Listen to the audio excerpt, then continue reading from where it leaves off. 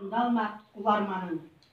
Сүйініп ат ойлаған ерлеріме тебірене көзімнен жас селдеді де, Алладан тілеп тұрмын, уа Раббим, бер ақ жол, мықтамандық дендеріне. Я Раббим, сапарына оңдылық бер. Жолдасы болсын қызыр 40 шілтендер, әлемді алты айналып әділет құрған Алаша хан бабамның өр рухын бер.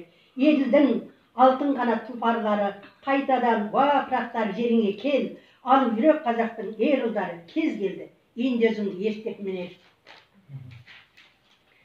Қасиетті бұл даламда бәрі болған сан нәубетте бір алға жары болған, бүгін қазақ елдігін бүтіндігін сақтайтын сен азаматтар нағыз қорған.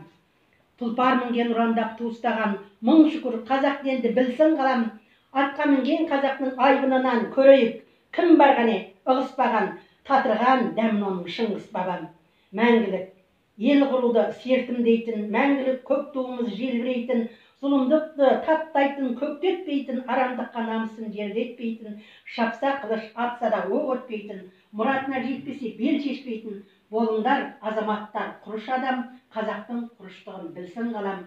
Ашатын құдірет нұрмен тылсым далдан жар болсын тек сендерге Раббым Аллам.